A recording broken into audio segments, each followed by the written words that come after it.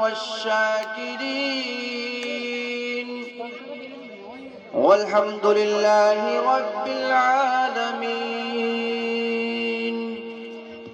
ماشاءاللہ. حضرات گرامی، ابھی خطبہ مسنونہ کے بعد میں نے اللہ رب العزت کے بہت ہی قرآن مقدس کی بہت ہی پیاری آیت کریمہ کی تلاوت کرنے کا شرف حاصل کیا. حضرات گرامی،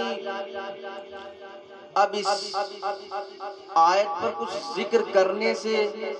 پہلے میں اور بہتر اور مناسب یہی سمجھتا ہوں کہ آئیے ہمارا مل کر سب سے پہلے گنبد خضرا میں آرام فرمانے والے آقا، ہم غریبوں کے داتا، ہم فقیروں کی ثروت، مصطفیٰ جان رحمت، انیس بے کساں، چارہ ساز درد مندہ، کونین میں سب سے انوکھے، سب سے نرالے، حضرت دائی حلیمہ کے گود کے پالے، حضرت بی بی یامنہ کے راج دلارے، حضرت عبداللہ کے لخت جگر یعنی حضور احمد مجتبی محمد مصطفیٰ صلی اللہ علیہ وسلم کی بارگاہ عالیہ میں اپنی غلامی کا ثبوت دیتے ہوئے درود پاک کا نذرانہ عقیدت پیش کریں اور پڑھیں درود پاک. اللہ رب محمد صلی اللہ علیہ وسلم نحن عباد محمد صلی اللہ علیہ وسلم صلاۃ و سلام علیک یا حبیبی یا رسول اللہ صلی اللہ تعالی علیہ وسلم. حضرات گرامی، نبی کریم صلی اللہ تعالی علیہ وسلم ارشاد فرماتے ہیں کہ تم اپنی مجالسوں میں درود پاک کو اپنی مجلسوں کو درود پاک سے مزین کیا کرو. اپنی مجلسوں کو درود پاک سے آراستہ کیا کرو، اس لیے کہ تمہارا درود پاک پڑھنا کل بروز قیامت تمہارے لیے باعث ثواب ہوگا، تمہارے لیے باعث بخشش ہوگا، تمہارے لیے بخشش کا ذریعہ ہوگا. حضرات گرامی، یہ درود شریف ایسا وظیفہ ہے کہ اس کو صرف انسان ہی نہیں کرتے ہیں بلکہ اس وظیفے کو خود رب کائنات کرتا ہے. رب تبارک و تعالی قرآن مقدس میں ارشاد فرماتا ہے ان اللہ و ملائکتہ یصلون علی النبی یا ایھا الذین آمنوا صلوا علیہ وسلموا تسلیما، یعنی بے شک اللہ رب العزت اور اس کے مقدس فرشتے پیارے آقا صلی اللہ تعالی علیہ وسلم پر درود پڑھتے ہیں. اے ایمان والو، تم بھی اپنے پیارے آقا صلی اللہ تعالی علیہ وسلم کی بارگاہ عالیہ میں خوب درود و سلام کا نذرانہ عقیدت پیش کیا کرو. حضرات گرامی، آپ حضرات مچل کر پھر سے درود پاک کا ہدیہ نشار پیش کریں اور پڑھیں بآواز بلند اللہ رب محمد صلی اللہ علیہ وسلم صلاۃ و سلام علیک یا حبیبی یا رسول اللہ صلی اللہ علیہ وسلم. حضرات گرامی،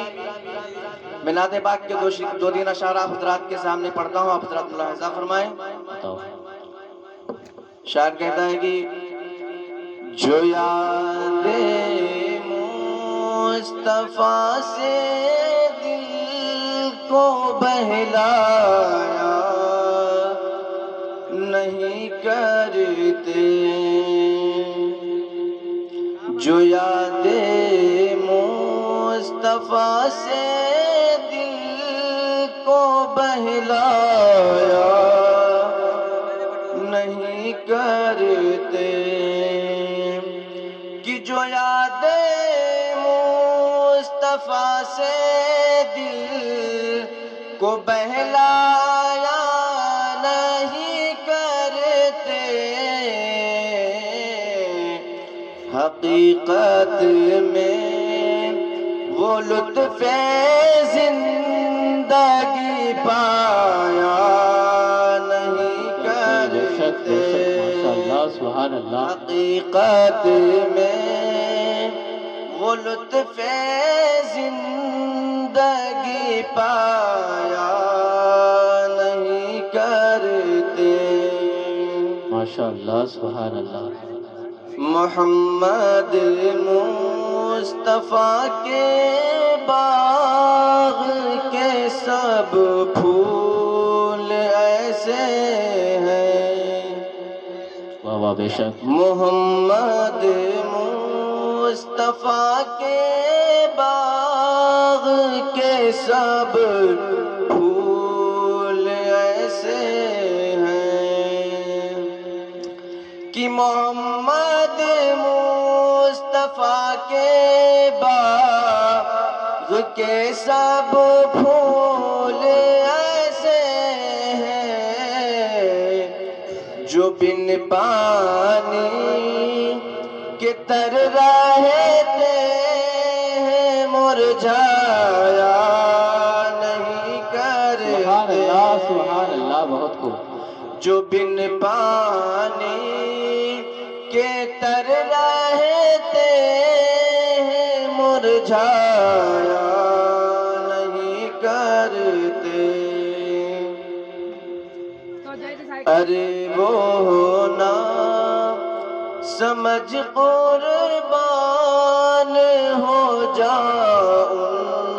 کے روزے پر، ارے وہ نہ سمجھ قربان ہو جا ان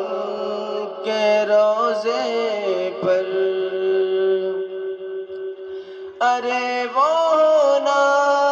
سمجھ قربان ہو جا ان کے روزے پر، کہ یہ لمحے زندگی میں بار بار آیا نہیں کرتے، یہ لمحے زندگی میں بار بار آیا نہیں کرتے۔ ماشاءاللہ سبحان اللہ، بہت خوب، حضرات گرامی، خطبہ مسنونہ کے بعد میں نے اللہ رب العزت کے مقدس کلام قرآن مقدس کی آیت کریمہ کی تلاوت کرنے کا شرف حاصل کیا تھا۔ رب ارشاد فرماتا ہے وَالضُّحَىٰ وَاللَّيْلِ إِذَا سَجَىٰ، جس کا ترجمہ یہ ہے کہ چاشت کی قسم اور رات کی جب پردہ ڈالے۔ حضرات گرامی، بعض مفسرین کرام فرماتے ہیں کہ یہاں وَالضُّحَىٰ سے مراد نبی کریم صلی اللہ تعالی علیہ وسلم کا رخ مبارک ہے، اور واللیل سے مراد نبی کریم صلی اللہ تعالی علیہ وسلم کے زلف عنبری ہے۔ حضرات گرامی، اب اس کا ترجمہ یہ بھی کیا جا سکتا ہے کہ چہرے مصطفیٰ کی قسم۔ حضرات گرامی، اللہ رب العزت نے اپنے حبیب صلی اللہ تعالی علیہ وسلم کے رخ مبارک کی قسم دے کر یاد فرمایا، اس لیے کہ رخ مبارک، رخ مصطفیٰ سے حسین و جمیل دنیا کی کوئی شے نہیں ہو سکتی۔ حضرات گرامی، حضرت حسان بن ثابت رضی اللہ تعالیٰ عنہ نے جب نبی کریم صلی اللہ تعالی علیہ وسلم کو دیکھا تو آپ فرماتے ہیں وَأَحْسَنُ مِنْكَ لَمْ تَرَ قَطُّ عَيْنِي وَأَجْمَلُ مِنْكَ لَمْ تَلِدِ النِّسَاء، یعنی یا رسول اللہ صلی اللہ تعالی علیہ وسلم، آپ جیسا حسین و جمیل کبھی آنکھ نے دیکھا ہی نہیں، بلکہ کسی ماں نے آپ جیسا حسین و جمیل پیدا ہی نہیں کیا۔ اس کے آگے حضرت حسان بن ثابت رضی اللہ تعالیٰ عنہ فرماتے ہیں خلقت مبرئا من کل عیب کأنک قد خلقت کما تشاء، یعنی یا رسول اللہ صلی اللہ تعالی علیہ وسلم، آپ تمام عیوب و نقائص سے پاک پیدا فرمائے گئے ہیں، گویا کہ آپ نے جیسا چاہا اللہ رب العزت نے آپ کو ویسا ہی پیدا فرمایا۔ بے شک حق ہے۔ حضرات گرامی، مشہور صحابی رسول حضرت ابو ہریرہ رضی اللہ تعالیٰ نے ارشاد فرماتے ہیں ما رأیت شیئا احسن من رسول اللہ صلی اللہ تعالیٰ علیہ وسلم کأن الشمس تجری فی وجہہ۔ حضرت ابو ہریرہ رضی اللہ تعالیٰ نے ارشاد فرماتے ہیں کہ میں نے رسول اللہ صلی اللہ تعالی علیہ وسلم سے بڑھ کر کسی چیز کو حسین و جمیل نہیں دیکھا، بے شک حق ہے بلکہ سورج آپ کے چہرے انور میں تیر رہا ہو۔ حضرات گرامی، حضرت جابر بن سمرہ رضی اللہ تعالیٰ نے ارشاد فرماتے ہیں کہ 14ویں کی رات میں نے نبی کریم صلی اللہ تعالیٰ علیہ وسلم کو سرخ دھاری دار یمنی جوڑا پہنے دیکھا۔ میں کبھی آپ کو دیکھتا اور کبھی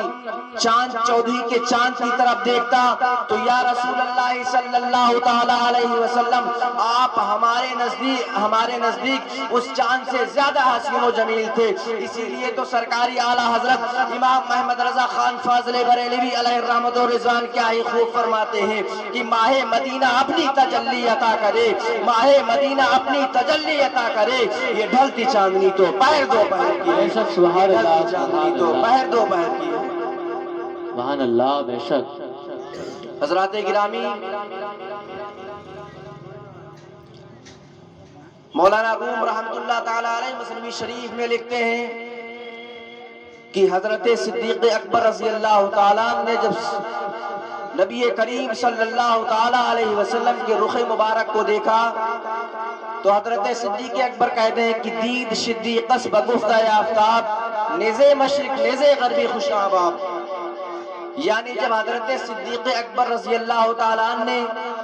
نبی کریم صلی اللہ تعالیٰ علیہ وسلم کو دیکھا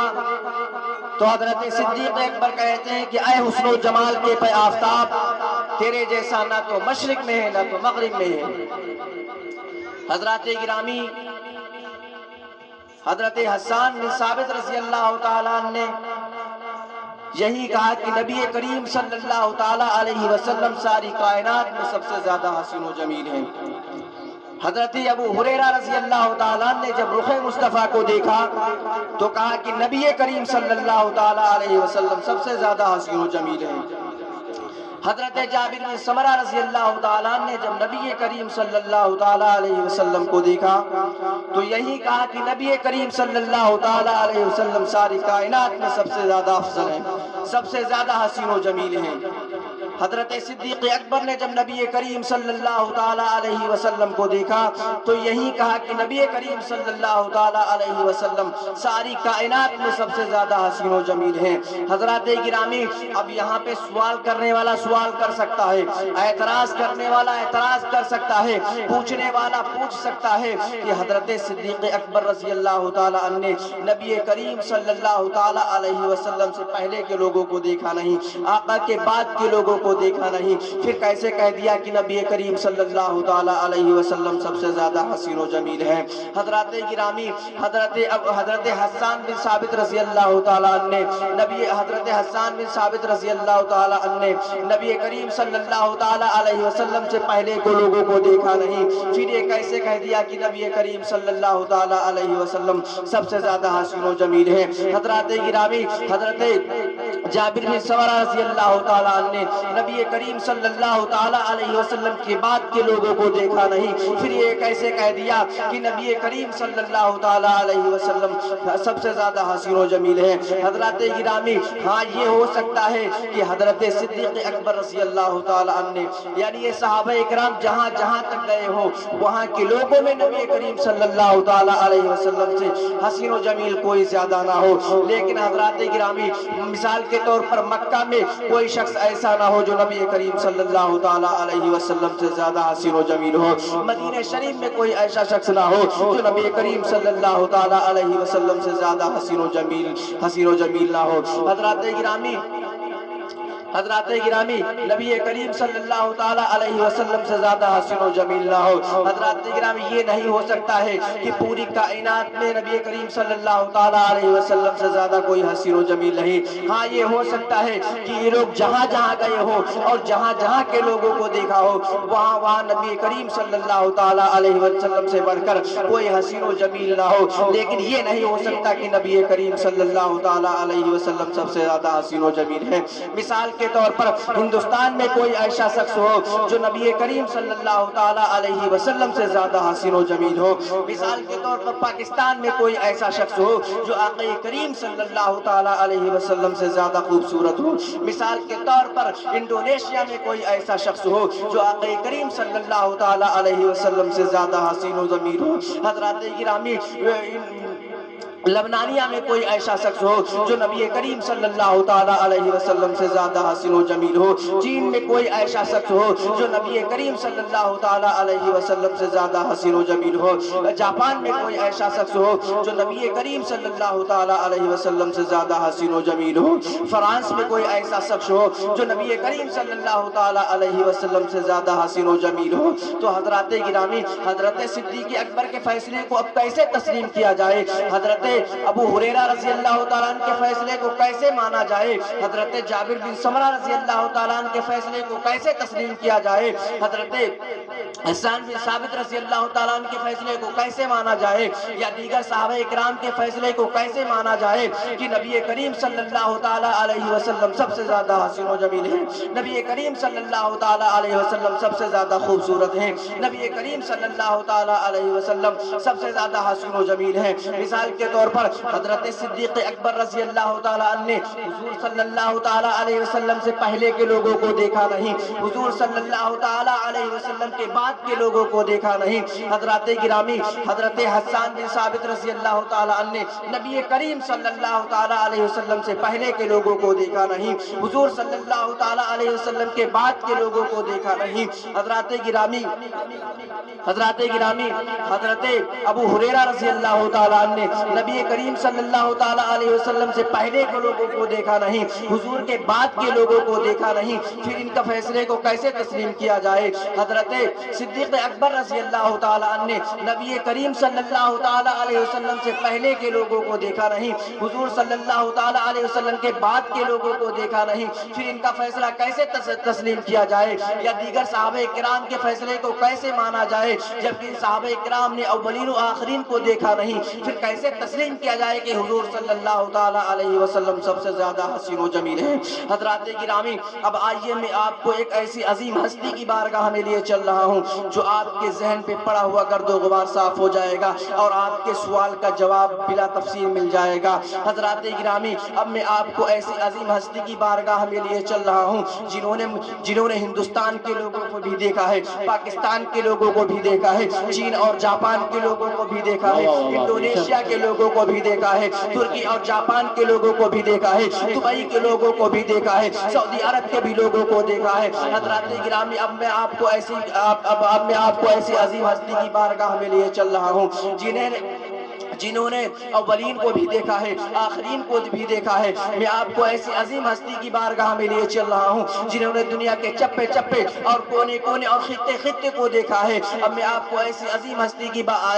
عظیم ہستی کی بارگاہ میں لیے چل رہا ہوں جنہوں نے پوری دنیا کو دیکھا ہے. حضرات گرامی آپ جانتے ہیں کہ وہ عظیم ہستی کون ہے؟ وہ عظیم ہستی سید الملائکہ ہے جنہیں حضرت جبریل امین کہتے ہیں، جنہیں طاہر صدرہ کہا جاتا ہے. حضرات گرامی اب حضرت جبریل ہی کی بارگاہ میں چلتے ہیں. حضرت جبریل کی وہ بارگاہ ہے جنہوں نے حضرت آدم علیہ السلام کو بھی دیکھا ہے، جنہوں نے حضرت موسیٰ علیہ السلام کو بھی دیکھا ہے، جنہوں نے حضرت عیسیٰ علیہ السلام کو بھی دیکھا ہے، جنہوں نے حضرت ادریس علیہ السلام کو بھی دیکھا ہے، جنہوں نے حضرت زکریا علیہ السلام کو بھی دیکھا ہے، جنہوں نے حضرت اسحاق علیہ السلام کو بھی دیکھا ہے، جنہوں نے حضرت یحییٰ علیہ السلام کو بھی دیکھا ہے، جنہوں نے حضرت زکریا علیہ السلام کو بھی دیکھا ہے، جنہوں نے حضرت موسیٰ علیہ السلام کو بھی دیکھا ہے، جنہوں نے حضرت یعقوب علیہ السلام کو بھی دیکھا ہے، جنہوں نے حضرت عیسیٰ علیہ السلام کو بھی دیکھا ہے. لیکن حضرت جبریل امین خود ارشاد فرماتے ہیں قلت الارض مشارقها ومغاربها فلم ارى مثل محمد. یا رسول اللہ صلی اللہ تعالی علیہ وسلم میں نے روئے زمین کے مشارق و مغارب کو الٹ پلٹ کر دیکھ لیا، لیکن یا رسول اللہ صلی اللہ تعالی علیہ وسلم میں نے آپ جیسا حسین و جمیل کسی کو نہیں پایا. اسی لیے تو اعلیٰ حضرت فرماتے ہیں یہی بول فندرہ والے چمرے جا کے تالے سبھی میں نے جان ڈالے، میرے پائے کا نہ پایا، تجھے ایک لائق بنایا، تجھے حمد ہے خدایا، تجھے حمد ہے خدایا. نعرہ تکبیر، نعرہ تکبیر، نعرہ رسالت، مسلک اعلیٰ حضرت، مسلک اعلیٰ حضرت، نعرہ تکبیر. نعرہ رسالت. حضرات گرامی،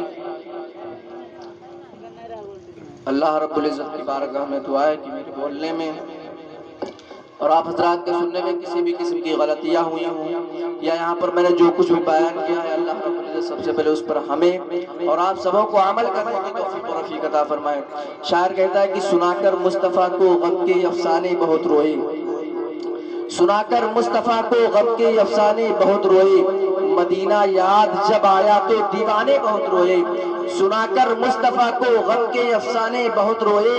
مدینہ یاد جب آیا تو دیوانے بہت روئے. اور کبھی جو ذکر چھیڑا ہم نے کربل کے 72 کا، کبھی جو ذکر چھیڑا ہم نے کربل کے 72 کا، نعیم اپنے تو خیر اپنے تھے بیگانے بہت روئے. اور شاعر کہتا ہے کہ ہر ابتدا سے پہلے ہر انتہا کے بعد، ہر ابتدا سے پہلے ہر انتہا کے بعد ذات نبی بلند ہے ذات خدا کے بعد. ہر ابتدا سے پہلے ہر انتہا کے بعد ذات نبی بلند ہے ذات خدا کے بعد. اور دنیا میں احترام کے قابل ہیں جتنے لوگ، میں سب کو مانتا ہوں مگر مصطفیٰ کے بعد، میں سب کو مانتا ہوں مگر مصطفیٰ کے بعد. اللہ رب العزت کی بارگاہ میں دعا ہے کہ میرے بولنے میں کسی بھی قسم کی غلطیاں ہوئی ہوں، میں آپ حضرات کو گواہ بنا کر بارگاہ ربوبیت میں توبہ کرتا ہوں. توبہ استغفار، استغفر اللہ ربی من کل ذنب و اتوب الیہ.